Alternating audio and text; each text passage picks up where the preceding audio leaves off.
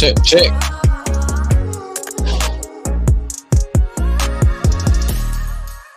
Good evening. It is Tuesday night, and you know what time of TI is. It is time for Nightcap Knowledge. Tonight, we will be talking embracing cooperative economics, life beyond capitalism, a community beyond capitalism, beyond capitalism. We'll be rapping with Joshua D. Dedmond, co-executive director of the Labor Network for Sustainability. So get ready for a great show. Tune in, tap in. Make sure you share this with somebody that needs something on their head before they go to bed. I know I need something on my head before I go to bed. I'm just being nasty right now. It's all good.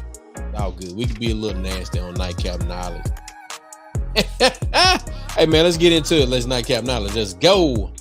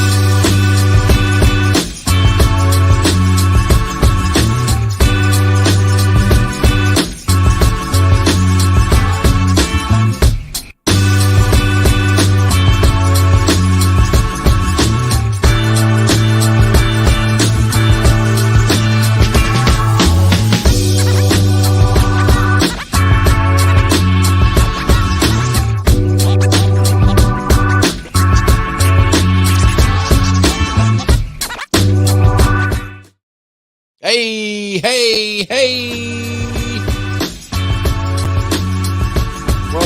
Welcome everybody. Welcome.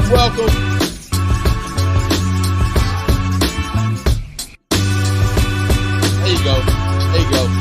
Gotta give him the air drum. What you say, Mac? What you say? I got the Congos out.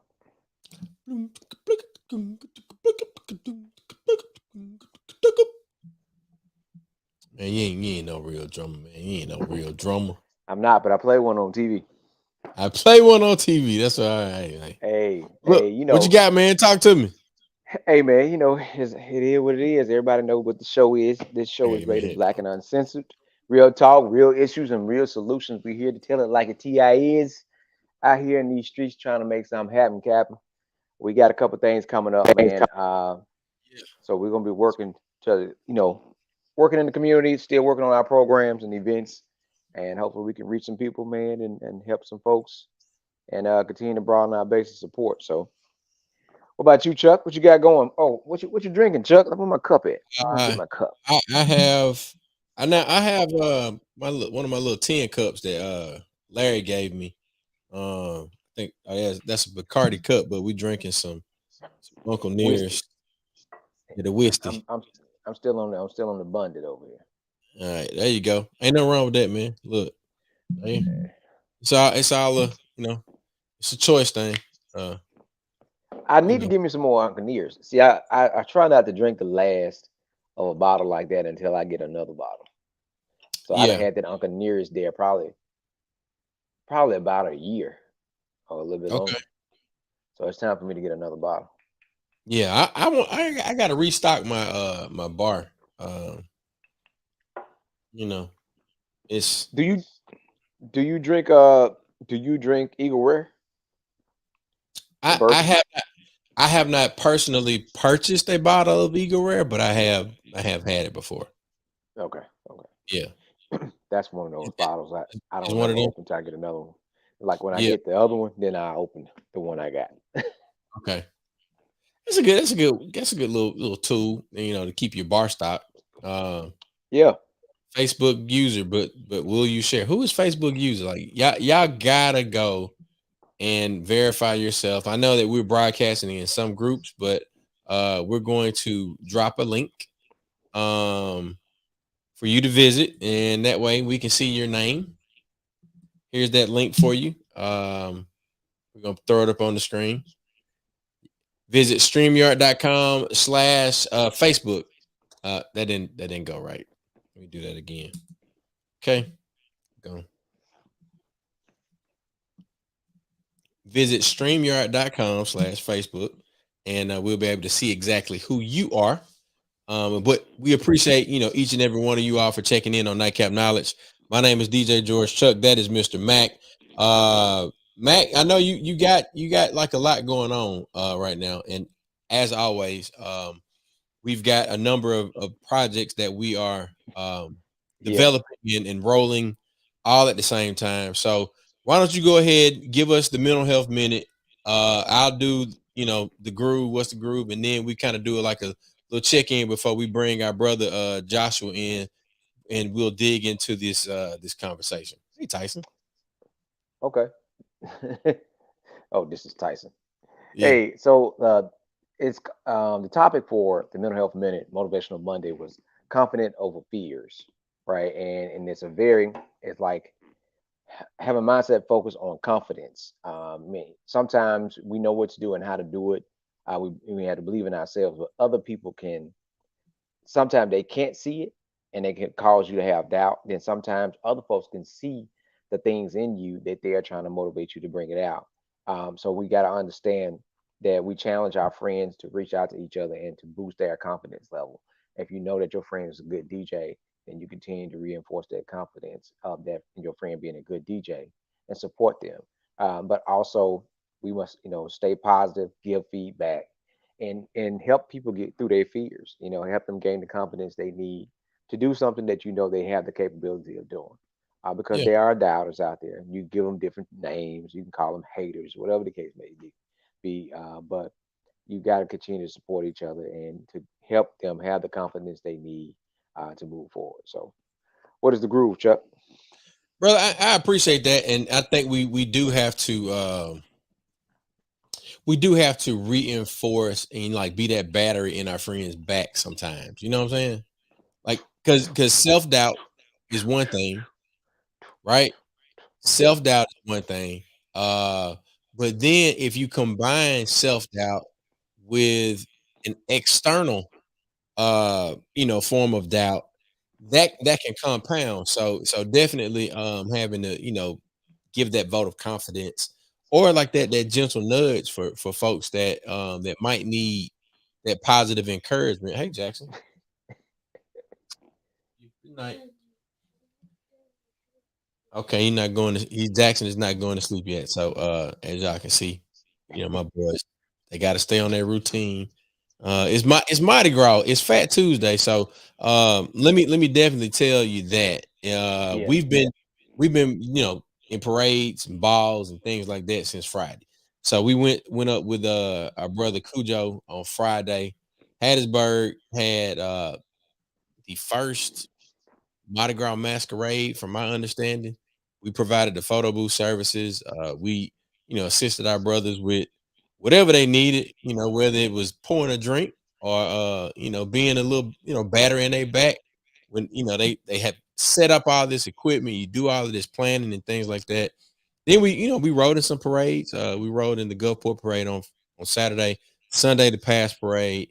And tonight we're just getting back from Pascagoula, from doing a AV setup for one of the restaurants over there. So, man, it's been a roll.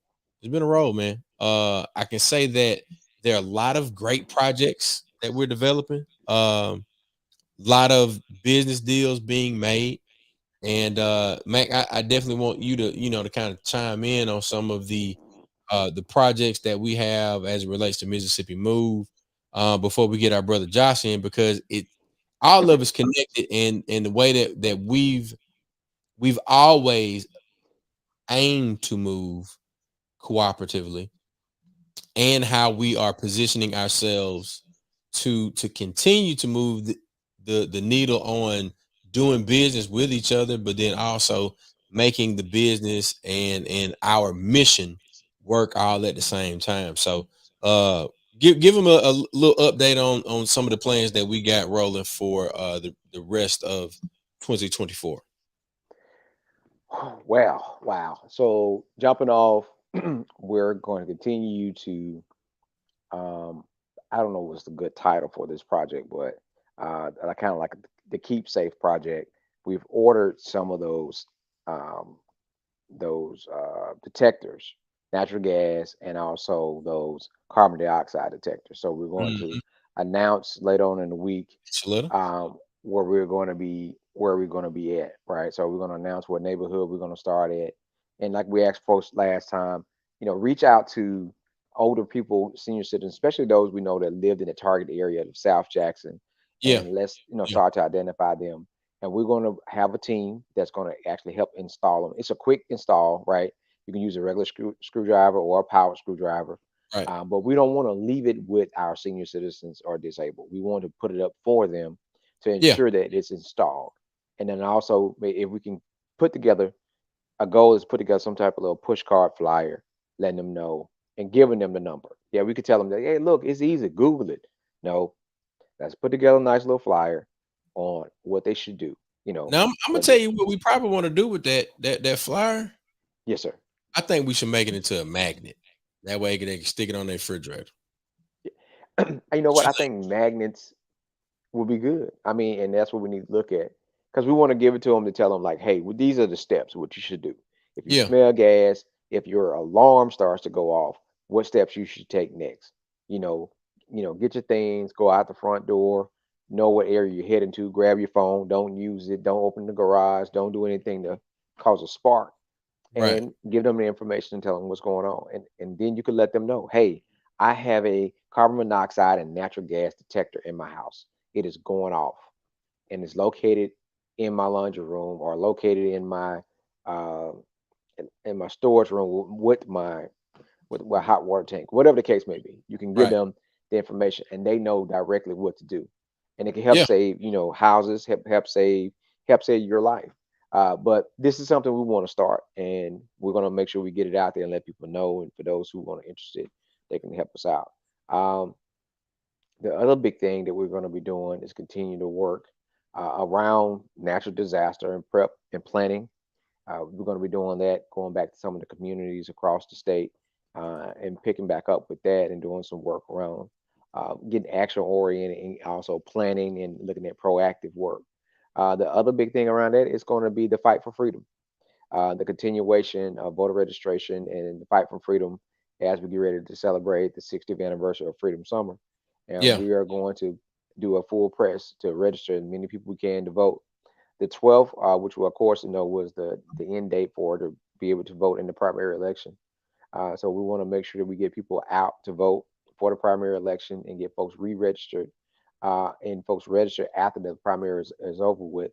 But we want to encourage people to register to vote where they live right, to help to increase the chance of you actually going to vote on election day and voting and registering where you live. Not just saying, hey, I used to live in Clarksdale. Now I live in Jackson. I went to Jackson State, but now I live in Ridgeland. So you registered at Jackson State. right, And so what are your chances you leaving Ridgeland to get over there by Jackson State to vote on election day? So right. register where you live. That increases your chances of being able to actually cast your ballot, and we got to do our due diligence, making sure that people do their absentee, making sure they call and check to make sure their name is on the roll. Follow up with our other elected officials and commissioners to make sure that we have enough ballots. Those are Right. things that we have to do as an organization and as advocates to make sure the process to cast your vote is as smooth as possible. And of course, we're going to help get folks to the polls and transport them to the polls. But everything is connected. It's all Elected, connected, man. It's all cooperating. everything had connected. Election had consequences. and leadership matters. There you And go. And so we speaking of see a lot of leadership, man. Speaking of who you see, leadership, who you see. our brother is the co-executive director of the Labor Network for Sustainability. This is I know he's been working with this organization for a while, but like I know, I would say you and Josh have a similar upbringing in terms of your professional careers, being organizers, youth organizers, and being involved in church and things like that. So we want to bring our brother Joshua Dedmond to the stage.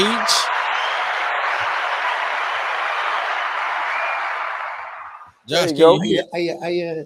There you go. Hey. Yeah, I can hear. Can y'all hear me? Yes, sir. We can hear Yeah, you. Might you're have a doing little good. delay. Is there Let's see. Josh, can you hear me? maybe a little delay? Yeah, I can hear you. Yeah, there's definitely a delay. All right, so do this for me. Go out and come back in. We're gonna see if we can correct that delay. All right.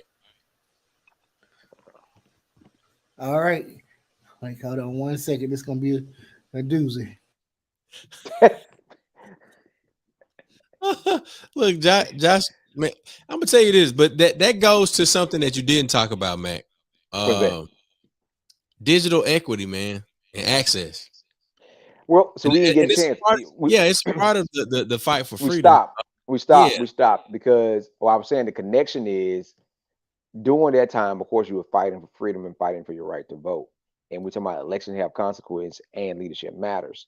Now, our political officials, like our public service commissioner, those people stand and they are dealing with your day-to-day process because yeah, you're talking about gas, talking about water, you're talking about lights, but also you talk about internet and yeah, how yeah. internet now is a necessity, just like your water and gas is, and not it's not a luxury. And we know that we don't have the best internet connections in some of the areas. And one of the things we talk about why we're fighting for 5G, you got people that don't have no G. They can't do nothing in their area. And these Right, people need those for say monitors. It's a lot of different prime example. There are devices that cardiologists use where they can monitor your heart from your monitor at your house. right, So if there's some things that happen, they can check that monitor. You need internet for that process. But right. having that device can help prevent someone from having a cardiovascular emergency. Say Josh, something, Josh. Like, yeah, I'm saying things like there may still be a delay. I don't know. But but yeah, like it could be my fault. I tend to be a luddite. Shoot, like check y'all talk about digital equity. Shoot, it's just digital ambivalence on my part. What are y'all saying? um, but no, I'm appreciative being in this moment. Like, I'm about to, y'all invited me to speak, so I'm about to speak, about to tell it. So I'm gonna start with first things first. Mac, you talked about the Eagle Rare. Here it is. Here it is. Like, drink the Eagle Rare. Oh Um, wow. so so Look at uh, it. The look, setup. it's fun. about to finish one Yeah. bottle and Like start another one. like no, I'm not about to do all that. Like, listen, brother, like I got a bit more dignity and circumspect about myself. Not as young as I used to be and can't kick back. I'm also really sleepy. Um, And uh, you you you know, know you uh, got multiple kids now, so Oh got yeah. Hey, multiple hey. kids. Like, well, Congratulations there, brother. Congratulations. Cheers thank to you, thank you. Cheers, the good brother. cheers. Mm. So, a few things to like just be in order on my end before maybe we start this conversation. I've been in the backstage listening to each of you. I wanna start, and y'all can repeat it with me if you want to. But we're gonna start this thing off right. From the river to the sea, Palestine must be free. Um, and from the I'll river say to that the sea, again. From the river to the sea, Palestine Palestine must be must free. be free. There you go, free the We land. want, hey, hey, hey, free the land, stop settler colonialism, and imperialism. And I want to raise this critically to Black folks, just by saying, well, shoot, if they did it to them by night, they're gonna come for us in the morning. Um, and so Thousand. let's keep that in perspective. This is not a religious thing. This is not anything greater than genocide outright. How you gonna tell the people? And it's audacious because in Judeo-Christian text, there's the narrative of Israel being slammed up against the sea, and then the Lord opening up the sea, the very same sea, so Yeah. folks can cross over. And so, like, how you gonna like stand on that, and then slam people? You slammed them in Gaza, made them go to Rafah, and now they are in Rafah, and you bombing them too. Like, while under the guise, while we are asleep, we are not paying attention. I just want to let you know, like, if settler colonialism wins anywhere, it'll win on our bodies. Oh, but we know that. We know that. So yeah, I just wanted to do that. Just wanted to jump out the gate on the heavy politics. Y'all know how I do. Like, I Oh, am. oh, oh. I We am. definitely know how you do. We know how you do. Yeah, gonna sock him in the But, mouth real quick. but Like, look, hey, hey, if there ever was a place that you could do it, it's got to be here. yeah, yeah. Like, while we drinking bourbons that question our class analysis, like, me, that's fair. I do that. I'm a, like, I had an executive director after I moved into the nonprofit sector I'm organizing, that drank good bourbons, and just like, hey, Mhm. like, listen, if we got to be in battle, let us drink good. While we are, You got to be in fighting battle, these but wretched drink souls good. across the earth. So, Yeah. hey, hey, might as well drink well. Might as well drink well. So, like, hey, I'm happy to drink with y'all tonight. Two people that I have been drinking with since I could drink. I wanna say, um, first, like, we talk about, like, you all's Black Mental Health Corner, and I was just listening to you all talk about being the battery in the back, or being the sounding board, being the support system for your friends, brothers, sisters, non-binary comrades, um, is something that is important. And I'm grateful, one, to just see you brothers have always been an example for me, from the earliest stages of Mississippi Move and voter registration drives. I can always count on you all, one, to do what the hell y'all say y'all gonna do, and that's amazing. And two, I mean, like, y'all know, like, if y'all didn't think that was gonna be the critique, it's gonna be the critique. Y'all shouldn't have invited me. Y'all did that 2 weeks ago. And I was like, I'm gonna come and talk this shit. And so, but I want to, like, just give y'all, like, both you, George McRae, Chuck Patterson, and MacArthur Epps. I want to give y'all as much praise as y'all deserve, um, because y'all have always put the rubber to the road. Y'all have, without question, um, dealt in the tangible. And so, like, I party and bullshit for a living, and you get caught up in a lot of the jargon and a lot of this heady ass social theory. But I am grateful to have learned examples from folks who have learned examples from our great ancestor now, Hollis Watkins Muhammad. May he rest in power and rest in freedom. Who've learned from Ella Baker, and y'all have made the shit real for the people. Like, both of y'all's commitment to the people. Like, it may not, it doesn't need the jargon and all this heavy theoretical shit, because it's real for folks. Like, if there's a need, y'all meet it. Y'all fill in the gap. And we need to celebrate soldiers like that, like, who have always been willing to put skin in the game, to make it real to folks, make it palatable. I mean, I often find myself in struggle around, like, is this real? Is this something that the Mm. people understand? And y'all make it plain. And so I appreciate it. I appreciate y'all deeply, Nah, from we like we the bottom of my appreciate you heart, for from my core, my saying soul. that. Hey man, listen, Well, we talk about that. A lot of times we talk about the work unseen, and a lot of times our group our circle, our friends, our associates, our alumni. We work with groups. A lot of times, work with people that you'll never see anything posted or anything like that, right? And because that's the support system and that's the organizing piece we talk about. Keep it plain. One of the one of the most famous phrases that Brother Hollis always said: "Keep it plain," because all of us have a degree from Tulu, but majority of people that we might work with don't. We're not talking Boy, it to each took me a other. long We're time to talking get to it. them. I'm not What you joking. say? Sit I'm there. telling What you say? I said it took me a He long said it time to took him a get. long time to get. I mean, like you know, I but stopped to organize. Like, listen, like let's be clear that but let's be clear. but Josh, the thing is, it's like I say, it's like you say, make it plain to where everybody understand what's happening, everybody know what's going on, and they don't feel intimidated, don't feel ashamed, don't feel like somebody's trying to take advantage of them.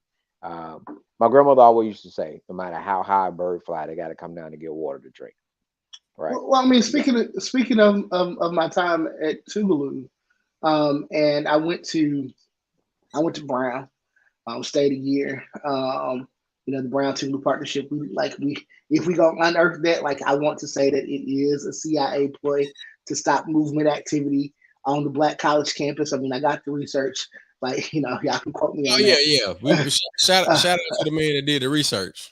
That, Like go check Justin Williams, yeah. yeah, like Dre Cat from Atlanta now, had been working for Story Corps, lives now in Chicago, Chicago. Yeah.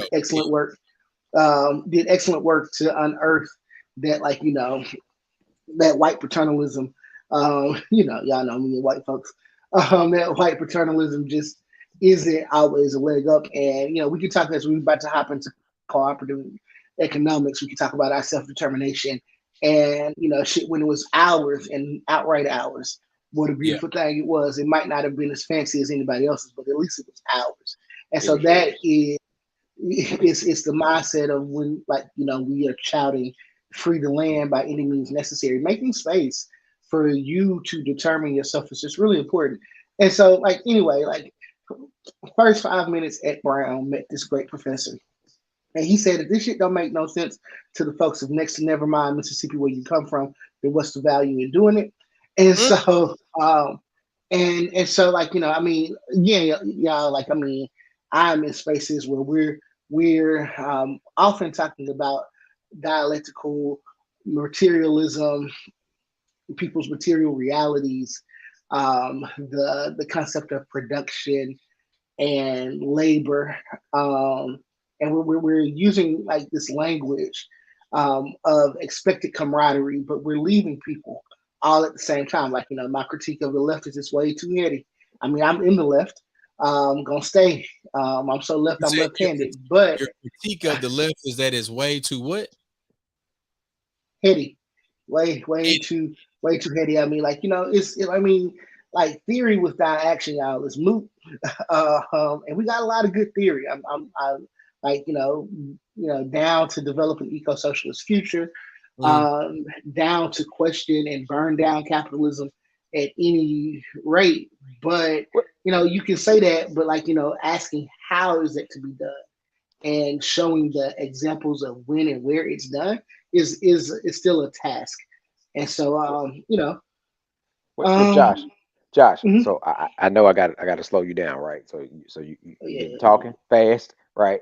So we want to not that, educate people on terms that we use that people know. Like when you say that yeah. uh, eco socialist future, like those things, we want to break it down to help folks understand because I also want people to know who you are and what you do, right? Like yeah, introduce yeah, Absolutely. yourself, yeah. like So who yeah, you let them are know. and what you do and how Yeah. the topic connects to what you're doing and make it Yeah, real plain.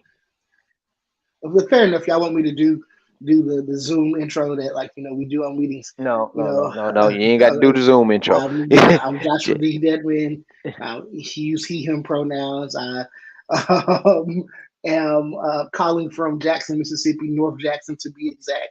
That's where it's at. I am the co-executive director for the Labor Network for Sustainability. Y'all heard Chuck say that. And I'm also the program director for Cooperation Jackson. Both Yeah. places I'm honored to work at, to serve. In reality, like, black man got to have two jobs. I got two kids. You got like, like, Yeah. like, like, shoot, like, we working brothers, so you got to have a lot of income for every child you got to provide for, and like not out of this like system of patriarchal providing, but like, participating in the family unit, understanding, as Amos Wilson would say, the family being, the first of institutions by which, we impact and reflect into society, and vice versa. So, yeah. So like, I am, I'm that person. I've grown out of, I've grown out of the movement, and I'm grateful for, my time, um, at Tougaloo College and other places to really inundate me and consume me in the fight for freedom by Mm-hmm. any means. And so that has allowed me the platforms to advocate for, as I mentioned, an eco-socialist future. We can eco, being the prefix to a lot of terms, economy, ecology, ecosystem, how we fight for an ecosystem that is supportive of the planet that we live on, um, and looking at her as a living entity that has provided us life and sustenance, but also preparing us for a society like of that has social parameters by which everyone meets their needs, or has their needs met, is providing the concept for an eco-socialist future. And I do that in various ways, like, advocating for climate change, um, and the disaster that is climate change due to the overproduction and mass consumption of fossil fuels that we are addicted to. Um, Learning how to navigate that as a labor fight by Mm-hmm. which we make, both labor and climate justice, environmental justice, resilient and relentless in understanding that like people have to live on the planet by which they work. We can talk about Marx and all this heady ass shit about, where people toil. I ain't trying to do no toiling. Like, I started this, I party and bullshit. I really do. Like, and like I could put this on on everything. Like it ain't so much partying, and it ain't a whole bunch of bullshit, but it's so complicated usually to like explain to folks. Like, listen, like we are trying to fight for our very lives, understanding that we are at disaster level carbon emissions on this planet, Mm-hmm. knowing that racial reconciliation is a myth and that they will kill your nigga ass still, are things worth fighting for. Like, and I'm too old at this point to make provisions to make it sound really good. I have to make it sound like what it is. And so yeah, I got to do all that. Like this, and I also still preach. On the ministerial staff at Mount Hell Baptist Church. Big up CJ Rose. Woo woo. Uh, and All right. Shout, and shout, shout out to the Alphas. Brought the Alphas. oh, yeah, I guess so. And like, but big ups to like the power of God and the ministry Amen. that, because like, I'm on the left, but like, I still believe that, this is exactly what, scripture alludes to. Like, we're wrestling not against, power, flesh and blood, principalities, rulers of darkness in high places, all that type of shit. Like, see, like, y'all got me drinking. I hope my father-in-law don't see Look. this. Let's do this. Let's do this. Let's have some round table type of conversation of, Yeah. of what it Bring on the really questions. means. Yeah. So how how do you see, because like you said, we're at disaster level emissions. We have all the seasons in a week or sometimes in a day.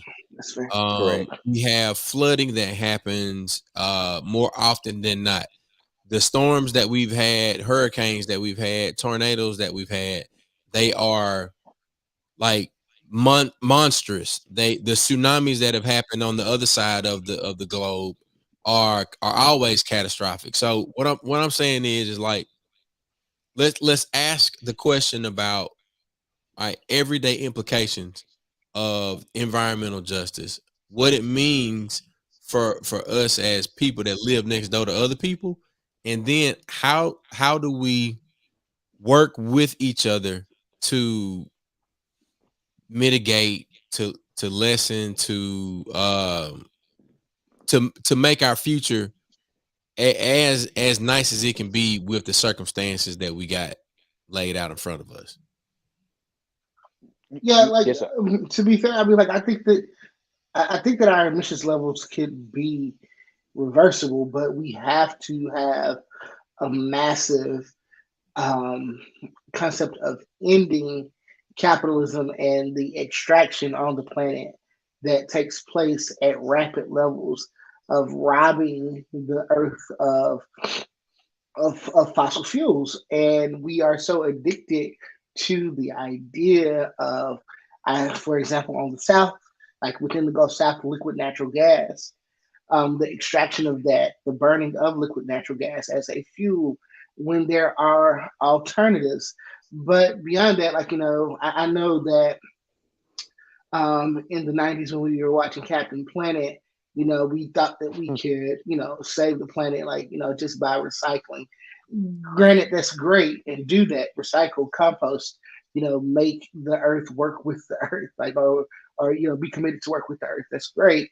But it ain't just our responsibility. We have to draw the line with these large corporations that are, overwhelmingly taking from the earth, taking from our communities, putting Black folks in the worst communities. Like, the idea if you go down, and you all had a brother a few weeks ago from Louisiana working on a lot of policy down that way. Yeah, I be tuning in, yeah, I be tuning in out, because Yeah, like, yeah, I'm much fans. appreciated. But like, so placing Black folks in Cancer Alley, doing this work in our communities by which we are the immediate recipients of the emissions.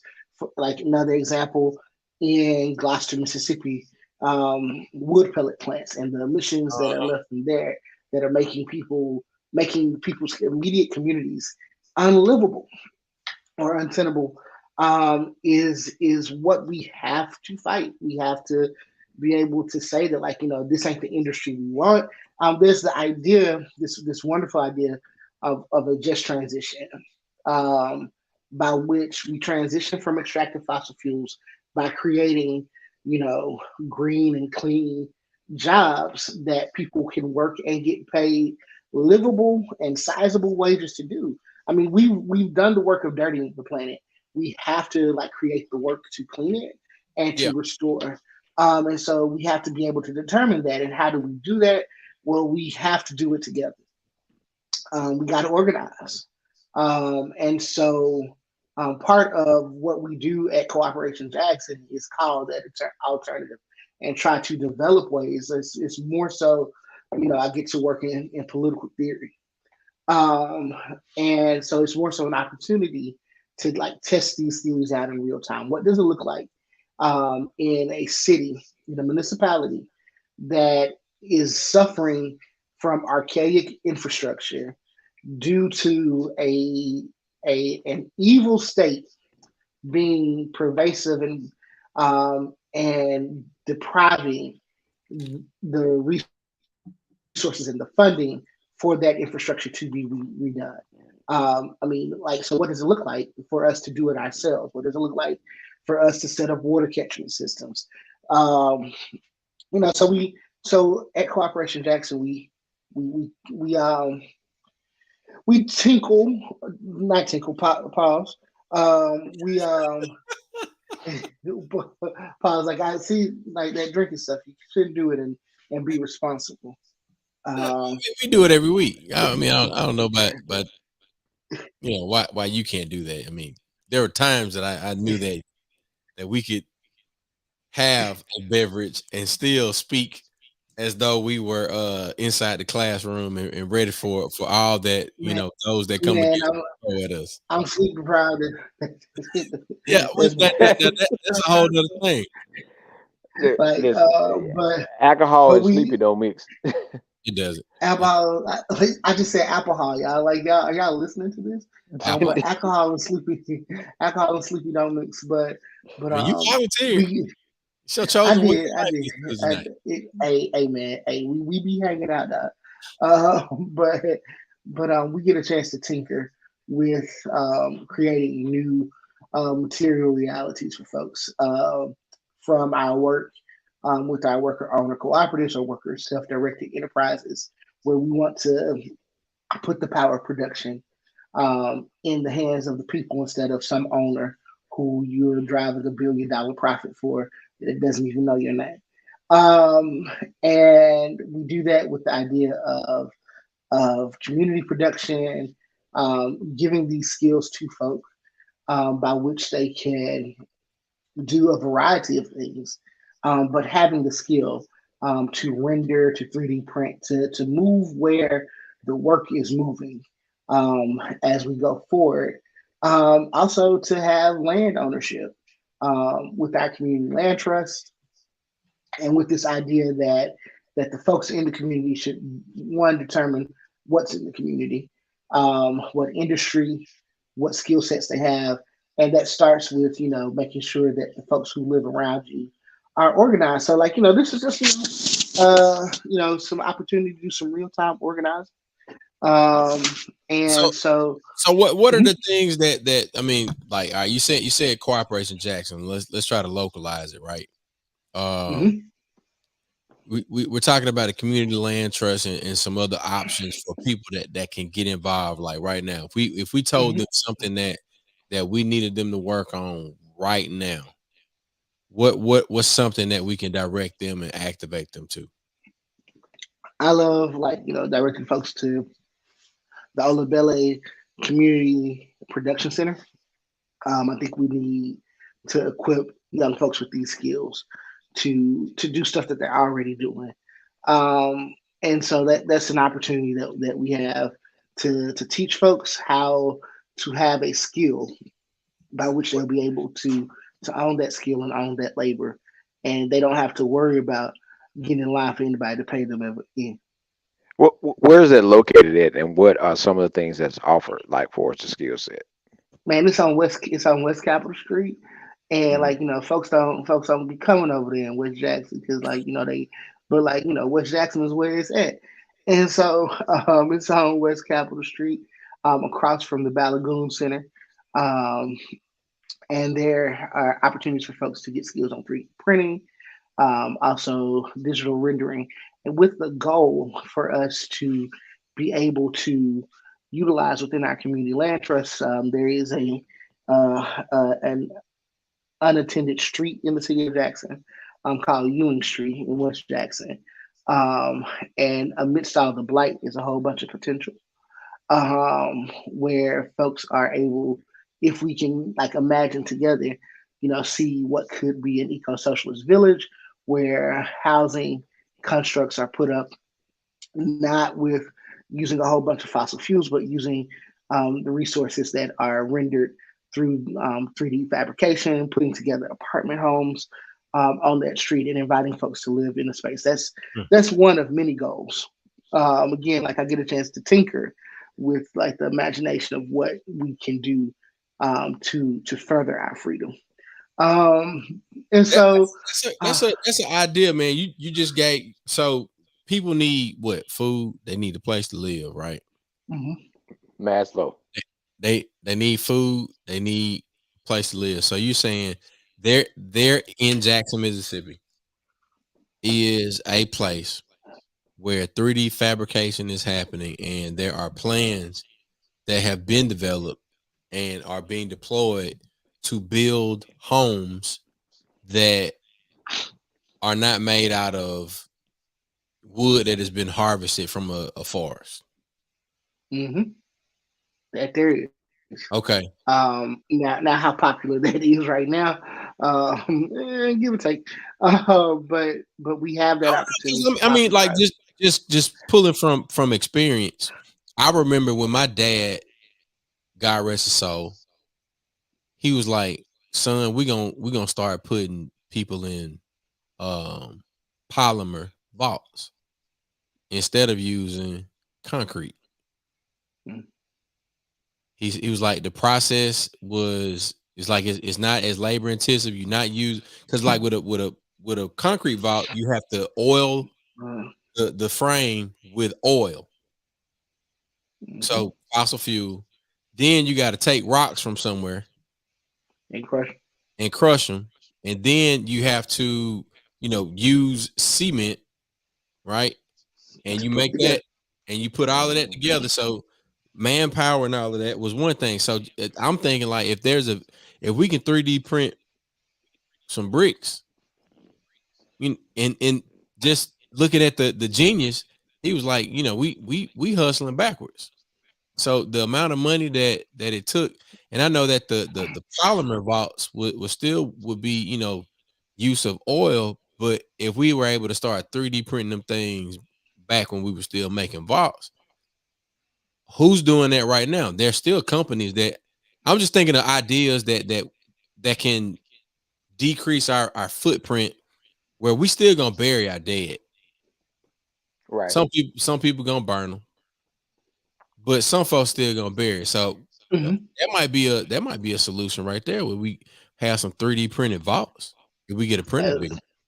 I mean, we have a printer big enough. Uh, yeah. There's a lot of Um, questions. is is so yeah. I think that like Eh, yeah, Mac, I'm sorry, my bad. Oh no, no, I was just gonna ask, have y'all been able to put together a structure yet, like a house or some Mm, type of model from nah, that 3D printing yet? now that's aspirational. We do have people working on really refining the skill. So so yeah, like I try to be clear with what is aspirational and what is real. Right now, we are inviting people in to come and get the skill. And Okay. then with the skill, you can you have the skill. You can do what you want to.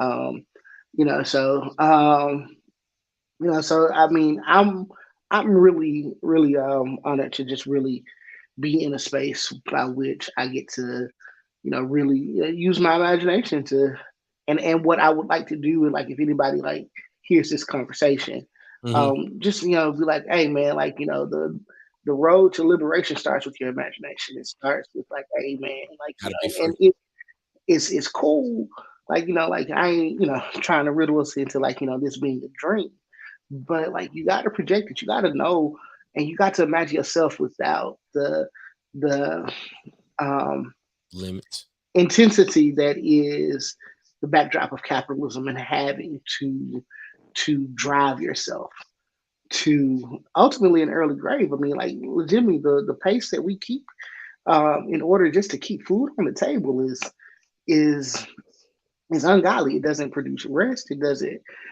produce happiness. Like, everybody tired and upset, and we got to ask, like, what are we doing? And so, like, so the cool thing about working at Corporation Jackson is like stepping back and having that vantage point to have some imagination of what the future could be. But yeah, like we got so much of a fight to go. Like, I've had a professional tip that like, I'm hogging the conversation. Might be because of the sleep deprivation, but I'm going, like I know better, y'all. I do. I don't want everybody to know that like that shit don't just come and just talk a Hey, let's talk cooperative economics. Like Yeah. we lot. so let's lean in on that because we about like 10 minutes from our usual time, right? Yeah. So with the conversation being guided by we're ready to do business with each other. Hmm. That means that my brother has a service that he's able to provide, and I have a bit of resource that I can pro- I can give to him for that said service. It and is that the beginning of cooperative economics, or like how would you describe it? Man, I would describe cooperative economics um, that that um, um, that we've been doing it. Like we've been doing it naturally. you know, in often unspoken ways. Mm-hmm. Um, we've always done like favors and things like that, um, and um, we've also um, done. I mean, just so many things like like the way Black folks have been resilient and kind of worked through to establish their own stuff is something that we've done, and we've kind of done it together. So I start with like, hey, this is something that is actually innate and we know how to do it. Mm-hmm. um we just got to get back to it, and we got to stop moving at a pace that's again driven by capitalism, driven by extraction. It's extracting from us. um so like if we want to do business together first, um inviting folks to do business is one thing often that we don't really say. Like we talk about worker self-directed enterprise, worker on the cooperatives and stuff like that. Like, bro, do you want to like own some stuff and make some stuff for yourself? So people, like automatically understand that as business. Um, so yeah, I think that if we are trying to do business together. Like we provide a platform for that. And Chuck, you've like been recently a part of like some um, real cool technologies that are being developed by which we can do business with one another and exchange. Because like like we do business and we consider business with such a limited idea of like what's currency, how do I get Yeah. money for me, when what we really need is exchange. Like like you give me some time, I give you some time, we both still have. So I think that those are things that we again we're exploring and thinking through. So I know me and Demetha talked about this at Kwanzaa, and me and Stamps has had this conversation. One of the best examples we've had in our history of cooperative economics come from farmers, right? Especially black farmers, how you had to share and support each other. For me growing up, I know we had gardens, right? And we had apple tree. Mr. TC down the road had plum trees, right? We would share certain things what we had and also service. We didn't have a car, right? But we all burned house wood. So when they cut wood, everybody cut wood and you drop the wood off at everybody's house. So cooperative economics, the best example come from farmers because you did it as a survival mechanism and you did what makes sense. You might have a trailer and I have a tractor, and we work together to accomplish the goal, or we might farm one piece of land, or I help you, change my diet, don't eat pork anymore. But there was a time where it was you gathered everybody up on the coldest day to kill hogs, right? You make sure your blade was sharp and make sure your 22 was loaded, and it was a community event that you did, and you shared the resource together. And so I think that's one of the greatest things is using your skill set, using your resources, and you share it. Sometimes it's financial gain, sometimes it's a barter system of, Mhm. hey, you helped me with what skill you had, I helped you with mine, and we together, our families are taken care of. And that's one thing that we push within our circle and with our group about cooperative economics and how we live it. Every black business should be supporting another black business. If you got a black business or a black nonprofit organization, you should be ordering and using something that comes from a black owned business. Now, Yeah. because we don't have the same access to resources, our prices might not be as cheap as the mainstream. But one thing should never be the case: the product should always be great, and the customer service should always be great. So if I'm going to pay more, I at least want to make sure I have that because we don't have the access to buy in bulk, like for the capital. And we're gonna have to come together and pull. The other thing about cooperative economics is pulling together your resources, so that we can. It might take two of them to buy a gas Mhm. station. It might take 10 of us. The thing is, Life ain't fair, neither is favor. Excuses are monuments of nothing. So what are we going to do if we really want it? So we got to pull our resources together and put together a plan to actually make sure that we have it. And when we could turn around and point at a model and say this is what we did, then other people say, you know what, they did it, I can do it. Can you So show look me at how to here. do it? And that's what happens. Look, I like the way And we doing it, and we doing it already, right? right. We And that's what Josh was saying. Josh was saying yeah, is like we've been doing it. I we've been think doing it. we have to because of the onslaught of propaganda, because of the constant consumption of food, media, books, messaging, because of that consumption, we've been led to believe that we've not been operating in a cooperative manner. Because like we're not Correct. this idea or this conversation that we having ain't new. The thing No. is that some people are becoming more familiar with it, and I actually kind of struggle with the title for tonight. I wanted to say re-embracing, but then I Yeah. thought about it Mhm. for some people, it may be a re-embrace, but for others, this might be their first time actually hearing about what it is to do for the people that are closest to you. And I would say that in the South, we're probably some of the last ones, and we got a question from my brother. Um, in the A. Shout out to Atlanta, shout out to Jackson State, and shout out to the Capitals. Uh, especially Larry and Jelani Yeah. and any of the other Capitals that we hang out with that are actually cool. It's a little shot right there. I Uh, see it. I see it. I see it. Yeah. It's low blow. Low blow. Low blow shout, to the noobs. shout out to Usher, but look, let's get my brother's question. But I think, man, we got to make it so, like you said earlier, man, we got to make it so plain that people can really understand that this is something we've already been doing. So my brother, this is like literally my big brother. He's saying, how do we fight against attacks by capitalists when we succeed? Case in point, JSU was beginning to jailbreak college sports, and now Uncle Shannon Sharp is being attacked from within.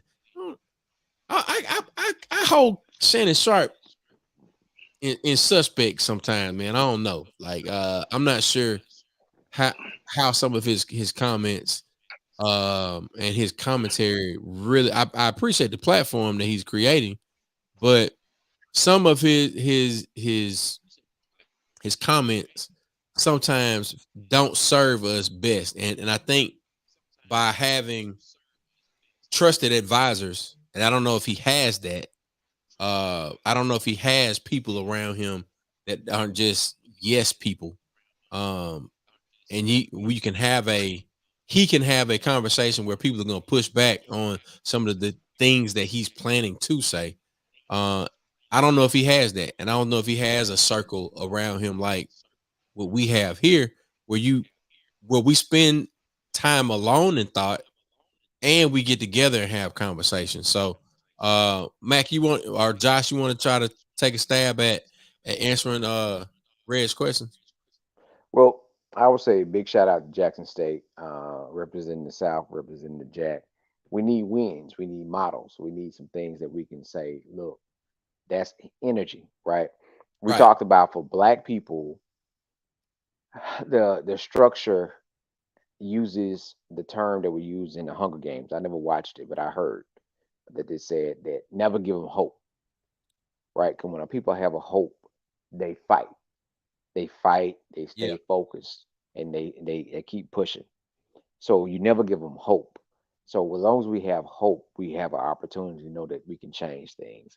And there's so many things that are distractions put in front of us to take our eye off the ball and to engulf into conversation, right? Like Shannon, Shannon Sharp is outside my pay grade. Um, I see some of the stuff that he talk about and things that are relevant that make sense to me. I jump on it and I go, right? He has a certain level of freedom, right? So freedom is always going to be attacked. That you can say what you want, and it's so some people I gonna eat it up, appreciate and some that. people, it's a certain freedom is always going to be attacked because that means to express, and then for especially for black men to be express themselves is always someone telling them how they should do it and how they should do it and what they shouldn't do. Um, Also, it's something just like this. If folks don't want to pay attention to it, don't watch it. But Yeah, it's yeah, very easy. A lot of times we'll feel when we do make it to a certain level that we are speaking for everybody, right? And you expect so much out of them because they've reached a certain level and they should be doing this and they should be doing that. But again, everybody ain't the same. When you had to yeah, get it rough, when you was sitting up there eating Roman noodles and didn't have no heat, nobody gave a shit about you. yeah, Now you become a multimillionaire and you should be doing things different. Well, they do. They do things within their circle. We just expect them to do things differently because we expect them to do things differently. yeah, yeah. And his platform has given a lot of people a place to be able to come and speak and talk. Josh, you But coming? Josh, like he was getting hot. He probably didn't change his shirts. But it's having our platform, uh, being able to speak Yeah, and to be free. Because yes, I am my brother's keeper. But I can't. It's not your job to control what that man say. And I focus yeah, on the positives. You see, the first thing I said was shout out Jackson State, right? Shout out to the band. Shout out to the band heads, all the band heads, right? Shout out to the band heads. yeah, Even though high school, we didn't have a marching band at Tulu, but there are so many people that went to Tulu that was in the band in high school, right? That you were first chair or folks, you know, actually have a talent for music, yeah, and we support the local bands, whether it be Jack State or Alcorn. We support music because music is a universal language um, in all cases. So we want to shout that out because we need them wins in Jackson, right? We yeah. had something terrible just happen as soon as they were performing. Something crazy was happening in Jackson. We need those wins. We need those models of what we can do, and knowing that the same place Yeah. produces something as positive and as exciting as that band performing with Usher. Your comments, Mac, it reminds me of one of the sermons that my brother uh and I would hear from our Hmm. father. Um the the sermon would center on it, can anything good come from Galilee? Hmm. And it's like you hear people uh when they have these conversations around Jackson, Hmm. and they'll say, Jackson, I ain't going to Jackson. And my first thing is like, man, Jackson was very good to me. And I know that I've been in all sides of it. And uh I know for a fact that so much good came from Jackson. I know that my folks, my mama would have probably never sent me there if she felt like it was gonna be, a place where it wasn't gonna be good for her child. You know what I'm saying? Hmm. So I think just to take an attempt in answering the question, and how do we fight against attacks when we succeed, it's like we have to control our narrative. Even when we win, we got to take it upon ourselves to amplify our wins even more. And I think that's what you were getting at, Mac. It's like when when Usher brings on the boom Kappas and a bunch of artists, specifically like her, that would probably never get the nod or the invite for anything as it relates to the Super Bowl. And you create a system, and I don't know what Usher's politics are and how he aligns with with how he lives his life. But I think by sharing the stage and being strategic, um, taking a page out of that book is like if we share the stage with each other, this one right here that we've created, Hmm. Hmm. right? You And just maybe and you we just maybe thought about something. and we continue to do that, and Hmm. we are strategic in the way that we show up when we show up when the stage grows. Then we are operating in a manner that not only um amplifies our community, but when we are calculated in how we when we move about and everybody has their marching orders, that means we're not only calculated but we're coordinated. And by being coordinated, we know where our strengths are, and Hmm. we're gonna play to those strengths.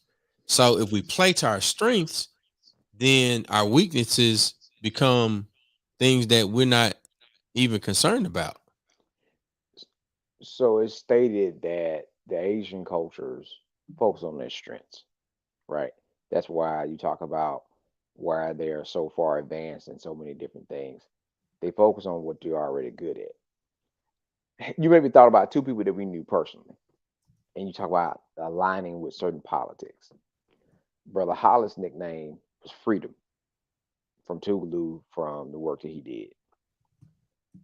Mr. Charles Evers said there's two things he only wanted to be in life, and that was rich and free. They both had the same goal. If you look from the far, their politics was aligned differently, Hmm. but they had the same goal. And sometimes we try to align ourselves because this is what other people are telling us. So people don't like freedom, and I mean they don't like free people because you don't fall into a certain box and category of what they want you Yeah. to be, and or what they think they should be. Well, Chuck, you're the son of a preacher. You should be doing why? Because that's what they feel that you should be doing. The same way classism works, where if you came from a certain lineage or pedigree or a certain class, that you should be doing this. And when you don't, they get to looking and try to figure out why you are here or how you are here, right? Because there's certain levels of freedom. Um, and so those are things of creating. We start talking about the capitalism. The first thing that was ever traded on the stock market was us as a people. And people is but also people is your biggest investment. When you can invest in people, whether it be resources or knowledge, you get the best productivity or the best product you ever see. And a lot of times it doesn't happen. Like, just being honest, right? So to play devil's advocate for Mississippi, the poverty level is so high that it would take us, I don't know how many years before we get to the level of going green that's satisfactory based on California standards, because we can't afford regular gas cars. The average battery in an electric car costs $22,000. So Right. first, who When you has look, to? yeah, but when you look at what we got and how we moving, we might be already green enough. We are Mississippi is one of those centralized states that has more agriculture than other areas. Our waters are polluted because folks don't take care of the shit that we got. It's not because it's magic. We have a trash problem. Our major issue is trash that's man made. Yeah, The coming 4 weeks that downstream. the world sheltered in place, the earth begin to heal.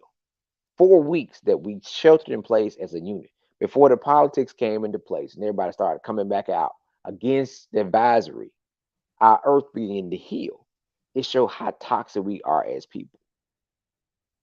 We are toxic. And we are toxic because we have bad behavior for us, how we take care of things, for us in our trash. For Mississippi, it really is trash. It really is not properly cutting trees and damming up creeks and rivers, or intentionally damming up creeks and rivers for profit gain, or polluting the water with trash, like literally a whole 3 miles of nothing but garbage. You know, that's our problem. Poor infrastructure Yeah. and the money not being utilized to fix the infrastructure that we have. Well, we don't have enough money to fix it. We'll fix the shit that we have with the money that we have. If you can't fix for one goddamn spot to make it perfect, then fix that goddamn spot. But if you I keep mean, like, you know, that's the issue we have. Is just you know, it's just like Josh might not have enough money, but to fix this, well, my roof need fixing, my foundation, the this, the third. What's most important, Josh? What can you fix first? Whatever you fix it. You know, because something's gonna be left. You got to fix something. fair enough. I mean, and I would like I must get you know a way Back to that. yeah to be back on it. But and I want to talk more because I don't think that this is of personal volition. I do think that there's some elements like the state like kept resources and keeps resources away Oh from the yeah. municipality, by which, you know, and when there is always this moment of scarcity, people do dire things, and what we often do is point the blame at one another. But if we can, you know, further organize this, we can see that this is the state keeping away infrastructure. um um so that I think that we have to really like consider how we're telling it, and so yeah, fix what you can fix, but like you could have a leaky roof on an unsure foundation, and you still SOL if you put the new roof up. So so yeah, I want to, you know, think more through those things, but yep, it's 10:12. I need to, you know, go Hey, and, you know. so look, Doc, before you go, I definitely want to say, you know, thank you for coming on. We appreciate your analysis. And I don't think that any of us are attempting to detract from anything that either of us said. I think we're all pushing in the same direction. I think we're most concerned with our people, and we want to make sure that our people can reside in a place where resource abounds. And with that being said, Where we going, Chuck? Wait. you want to get to where the money resides. Resource, abundance. We got to build our own structures. We got to build our own tables. And be there. Thank y'all for being here with us. Looks like we got to have this conversation again. Thank Josh for being here with us. We got to do this. Nightcap Knowledge, ladies and gentlemen. We'll see y'all next week. Peace.